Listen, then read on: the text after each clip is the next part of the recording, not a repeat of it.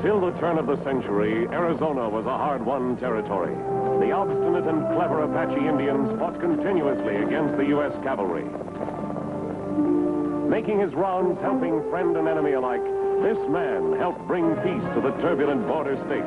Rex Allen stars as the Frontier Doctor. Last Indians to surrender to the United States government were the Apaches. Because of the trouble they had caused, they were banished to Florida. However, it wasn't very long before they were returned to Arizona. When Geronimo surrendered on March 21st, 1886, he was sent into exile. One of his sub-chiefs, Hulapa, went along. This is a sad homecoming for him and his small family, because they, like many other Apaches in the swamplands of the South, had contacted the white man's disease, tuberculosis.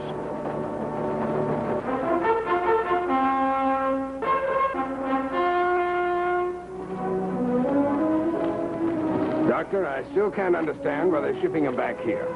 Because it's the best place for them, Colonel. Those Indians need good food, fresh air, and sunshine.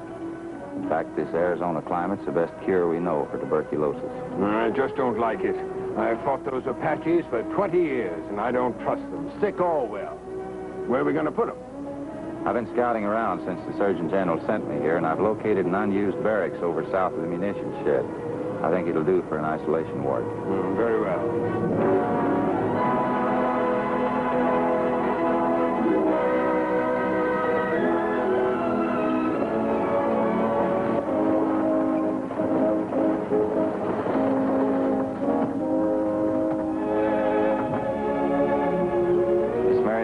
Yes. Dr. Baxter. How do you do, Doctor? This is Colonel Cameron. Colonel? Can I help you? Thank you.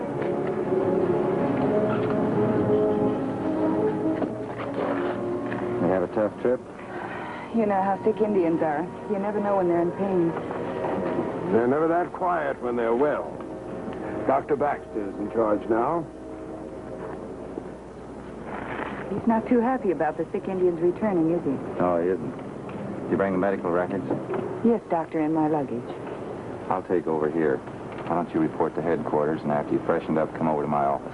Yes, sir. Sergeant? Yes, sir. You better get some stretchers. There's probably some people in those other wagons that can't walk. Yes, sir.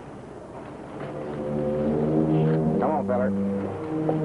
That's the boy. Everything's all right now. Here. Come in.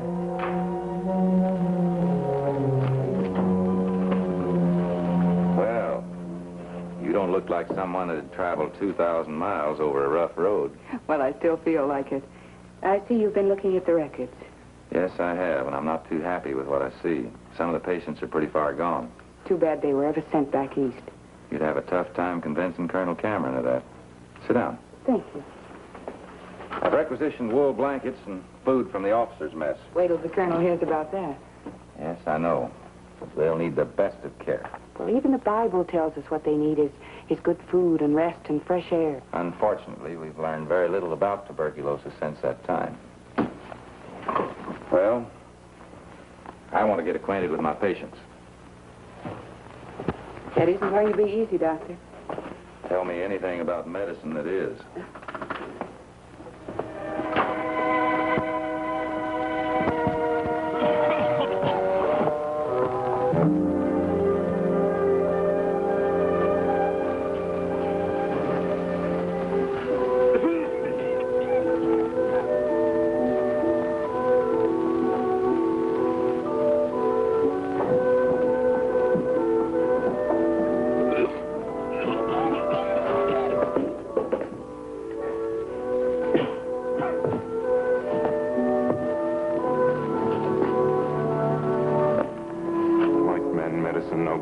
You've got to understand, this will help her. No good, I say. I want to take my woman and my son and go to the mountains. I'm sorry, but you're under quarantine. Colonel Cameron's orders. I tell you, they will die. They're watched by the bed of others who have died. I know. Please, Zulapa, this isn't good for either you or your family. Dr. Baxter's trying to help. He is like other white men. Murderers of my people.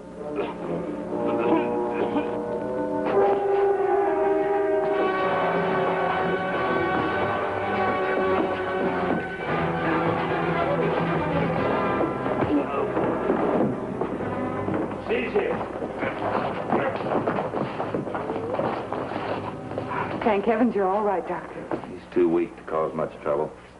Take him to the guardhouse. No, don't do that. He'll die in a cell.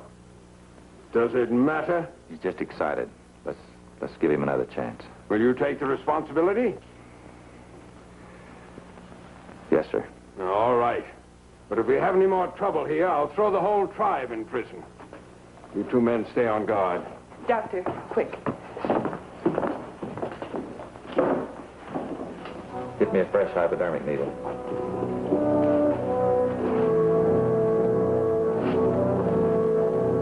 Doctor?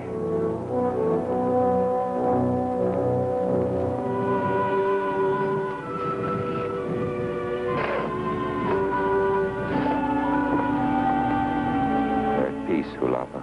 They're free forever. Willapa is not free.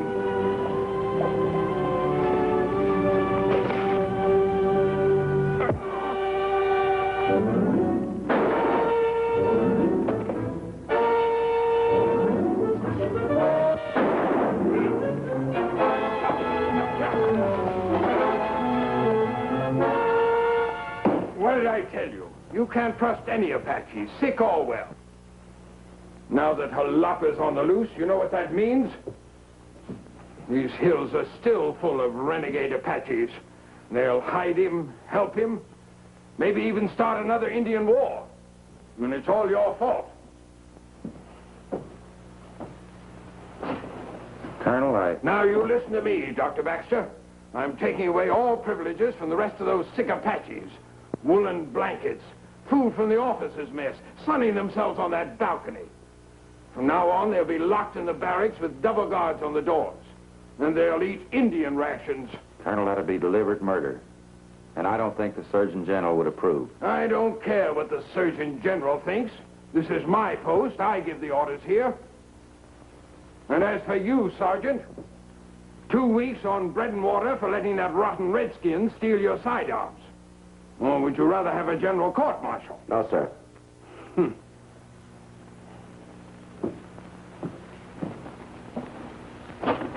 That's all.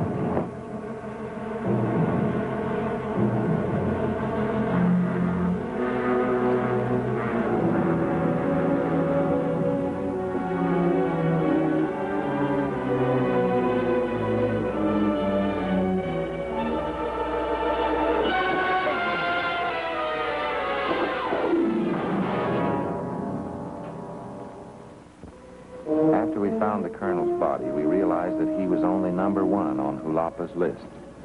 That morning, I joined a patrol looking for the renegade Apache.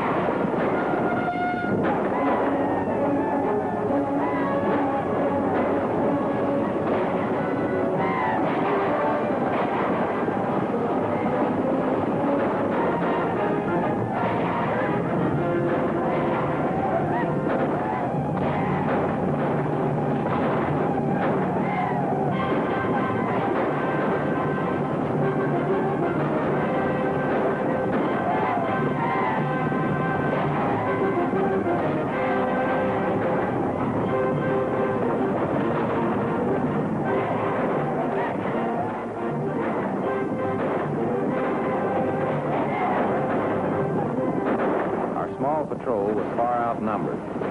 It was a running fight back to the fort. We lost too many men, but the Apaches also suffered. Later, both wounded cavalrymen and Indians were picked up in wagons sent out under heavy guard by the new Commandant Major Eli Carter. That day and far into the night, Marion and I worked over the wounded. It was nerve-wracking work, especially with the wounded Indians who fought against medical attention.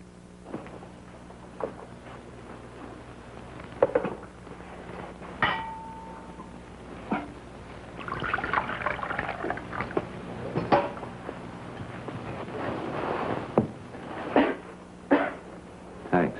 Have some yourself. Something's bothering you. Sometimes a doctor wonders just how much good he's doing. You're doing a lot of good. There'd have been many deaths if it weren't for you. Maybe. The Indian situation's worse than ever. Well, the wounded Apaches have been stubborn. But the sick Indians in the isolation barracks think the world of you. No. It's you they idolize. You haven't spared yourself for a moment. You've been up day and night tending it, giving me a chance to rest. Sit down.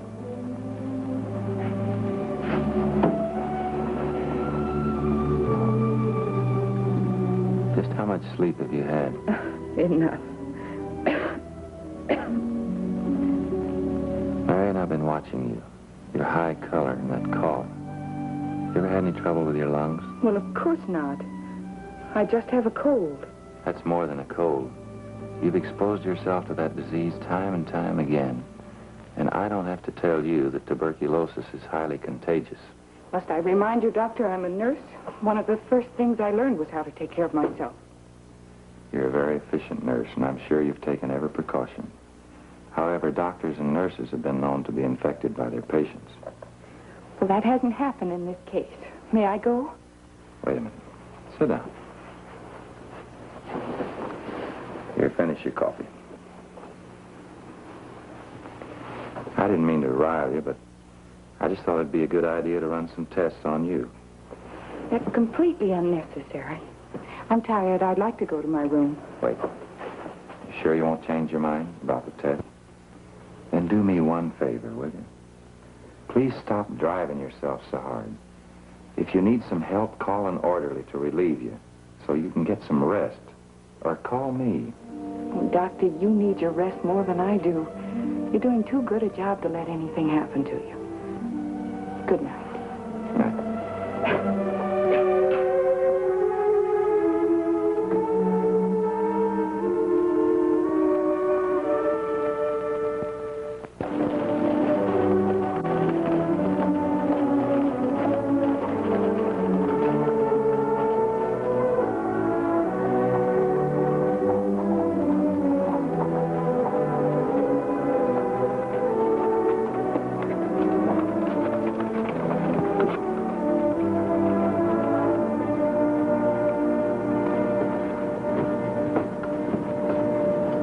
Jim Hawks.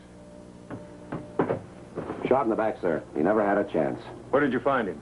Near an Apache village. Mr. Hawks was on his usual tour of the reservation. Score 2 for Hulapa. Are you sure? Figures. Hulapa swore to kill everybody that had anything to do with deporting him and his tribe. Hawks was the Indian agent. He was partially responsible for sending them back east. It was Hulapa, all right. I bet we hear plenty about this. Sergeant, this is a civil case. Take the body back to town. Yes, sir.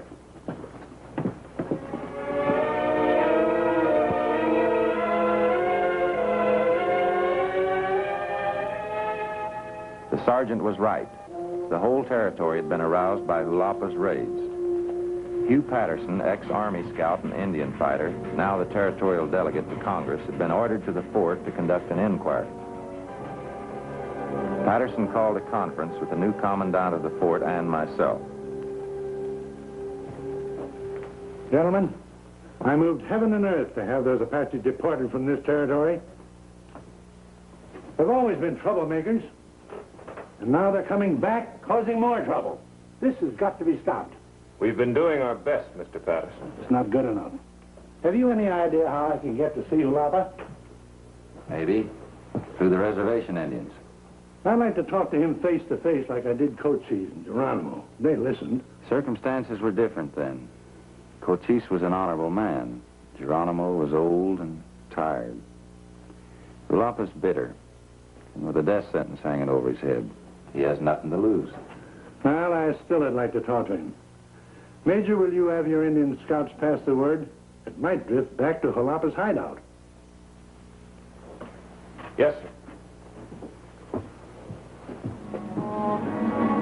The word went out from scout to Apache reservation Indians, from reservation Indian to Ullapa's men. And Ullapa himself heard that Patterson wanted to see him. Ullapa said he would see Patterson only if he came unarmed and accompanied by the Apache scout and me, also unarmed.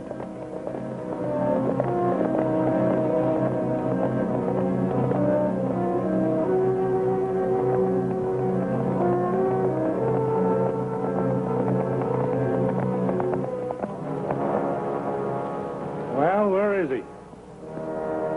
Here. Speak.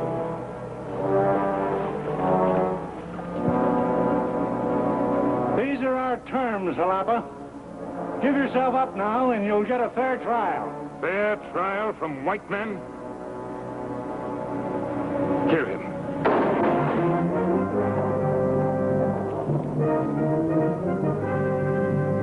Doctor! Take him with us.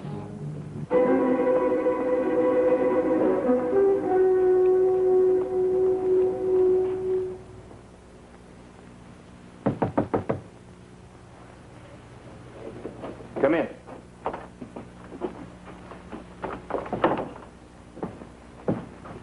The scouts have just returned, sir. They couldn't pick up his trail. I have a patrol standing by.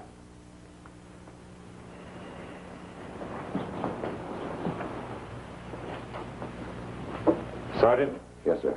I'm going to take command. We'll use every available man on this patrol. We know that Patterson and the Army scout are dead. There's a chance that the doctor might still be alive. Come in. May I speak to you, Major? Certainly.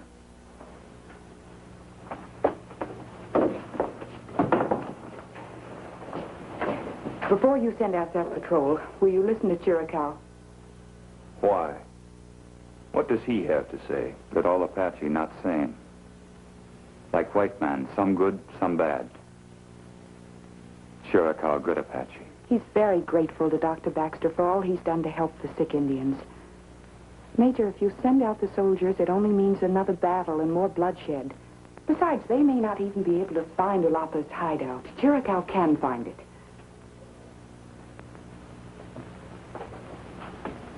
You mean that you trust this man? It may be some sort of Apache trick. He's a man of his word, like Cochise was. He thinks that he can make contact with Ullapa, perhaps save Dr. Baxter's life, that Ullapa's holding the doctor as hostage. Would you put your trust in him? Absolutely. I've been with him ever since we left Florida. He wouldn't lie to me. I know that. Please, Major, for Dr. Baxter. All right. We'll give him 24 hours. Thank you, Major.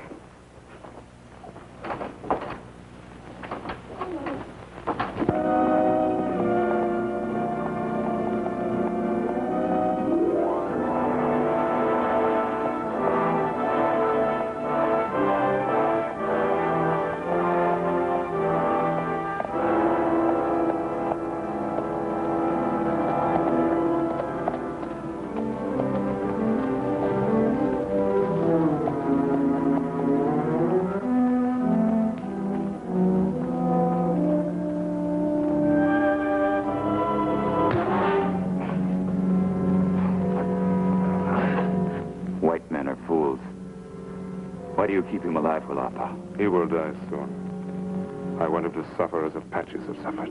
But it is dangerous to keep him so near the fort. Take him into the hills. My braves gather at sundown. They will see him die before we attack the fort.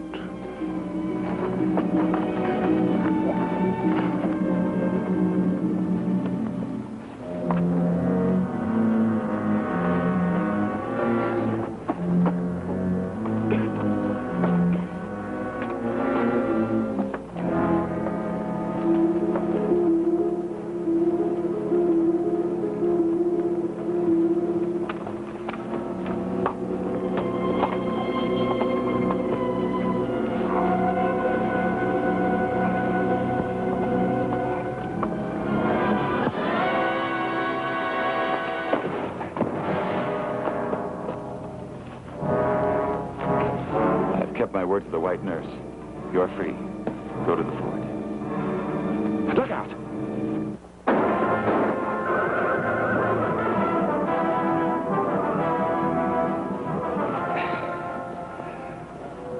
I was going to kill Willcox next. He is bad for Apache Nation.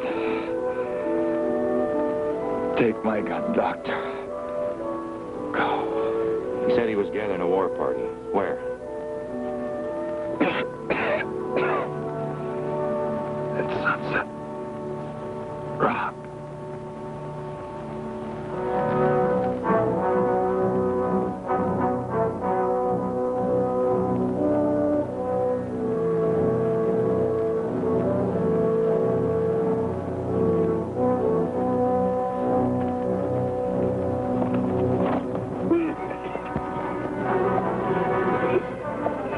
If I could get to Hulapa before his braves gathered, maybe I could go ahead with the job that Cherokee had started and save the fort from attack.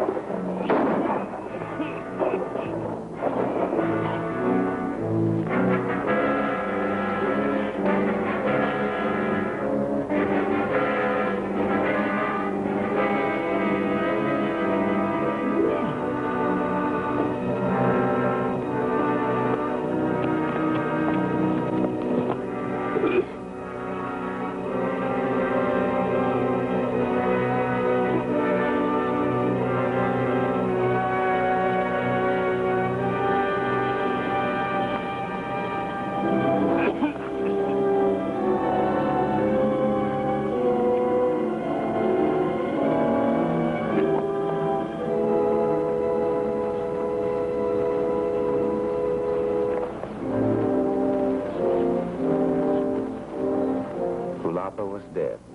The exertion of his final effort to escape had hurried his death.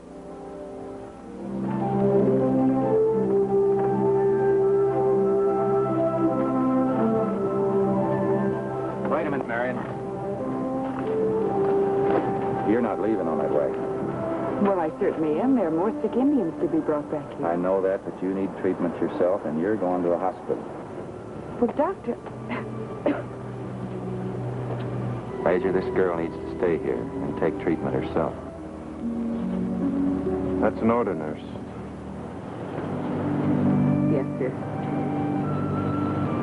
You do visit your patients twice a week, don't you, Doctor? Well, That's an order. take good care of her, won't you, Major? See you soon, Doctor. Thank you. I was still worried about Mary, but a great victory had been won. The government ordered the return of all Apaches to their homelands. Hulapa's band surrendered, and at long last, in 1898, Arizona became a peaceful territory. And because of this, 14 years later, Arizona became the 48th state in the Union.